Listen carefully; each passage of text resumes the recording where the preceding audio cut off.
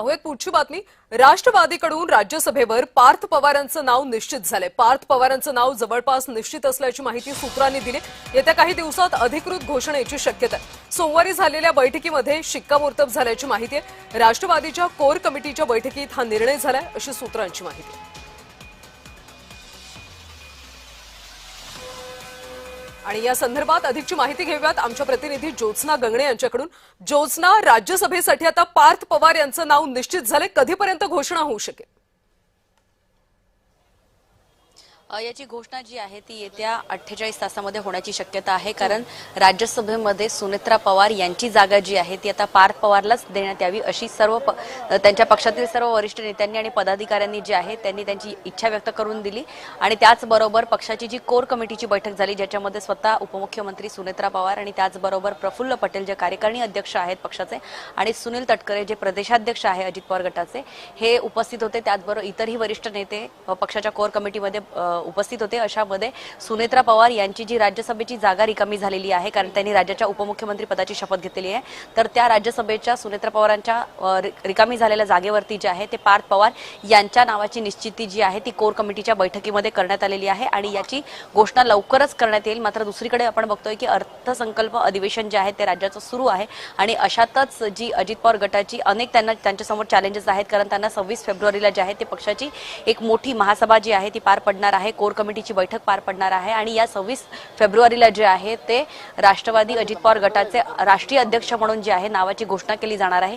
या नावाच्या घोषणेमध्ये सुद्धा सुनेत्रा पवार यांचीच राष्ट्रीय अध्यक्ष म्हणून निवड झाल्याची माहिती सूत्रांकडून मिळते आणि त्यानंतर सुनेत्रा पवारच जे आहे ते पार्थ पवारचं नाव जे आहे ते राज्यसभेचं डिक्लेअर करण्याची शक्यता असल्यामुळे जे आहे ती 26 फेब्रुवारीच्या आधी जी आहे ती कागदपत्राची पूर्तता जी आहे ती केली जाणार आहे। राज्यसभेच्या कागदपत्राची पूर्ततेची जी प्रोसेस असते ती पार्थ पवार यांच्याकडनं केली जाणार आहे। मात्र 26 फेब्रुवारीला ज्या दिवशी सुनेत्रा पवार यांची राष्ट्रीय अध्यक्ष म्हणून निवड होण्याची शक्यता आहे, त्याच्यानंतरच पार्थ पवार यांची पक्षाकडनं जी आहे ती घोषणा करण्यात येईल। एका बाजूला आपण बघतोय की राज्याचे दिवंगत उपमुख्यमंत्री अजित पवार यांच्या जागेवरती सुनेत्रा पवार जे आहेत त्यांनी उपमुख्यमंत्री पदाची शपथ घेतली होती आणि त्याचमुळे राज्यसभेची जागा जी आहे ती त्यांना येत्या 6 महिन्यामध्ये रिकामी करणं जे आहे ते अनिवार्य आहे आणि त्याचमुळे या सुनेत्रा पवार यांच्या राज्यसभेच्या जागेवरती नेमकं कोण जाणार याचा सवाल जो आहे तो सर्वच स्तरातून विचारण्यात येत होता। मात्र पार्थ पवार यांच्यावरती जे आरोप करण्यात आलेले होते की पुण्यातल्या जमीन घोटाळा प्रकरण, त्या प्रकरणामध्ये सुद्धा पार्थ पवार यांच्या नावाला सगळ्यांचा पाठिंबा आहे का? महायुतीमधल्या मित्रपक्षांनी यामध्ये आपलं काही मत नोंदवलंय का?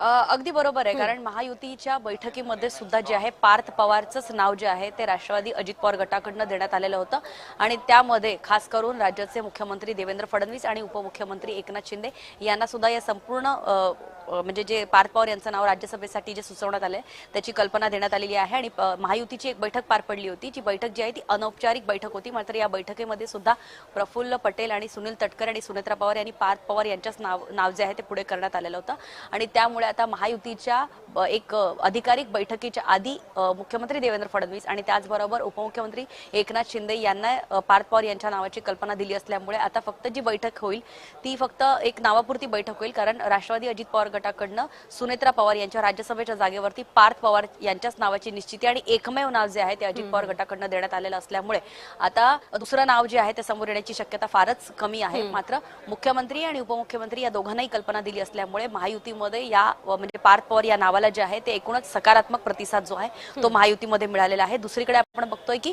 जी कागदांची पूर्तता करायची असते आणि खास करून जेव्हा पार्थ पवारवरती पुण्यातल्या जमीन घोटाळ्या प्रकरणाचे जे आरोप लागलेले होते त्या आरोपापासून जे आहे ते पार्थ पवार यांची सुटका जरी झाली नसली तरी त्यांच्यावरती कोणतंही म्हणजे पोलिसांकडे जे एफआयआर दाखल करण्यात आलेला होता त्याच्यामध्ये सुद्धा पार्थ पवार यांचं नाव नव्हतं आणि त्याचबरोबर या प्रकरणापासून जे आहे ते पार्थ पवार यांना पूर्णपणे क्लीन चिट जी आहे ती देण्यात आलेली आहे आणि त्यामुळे पार्थ पवार यांचंच नाव जे आहे ते निश्चित करण्यात आलेलं आहे।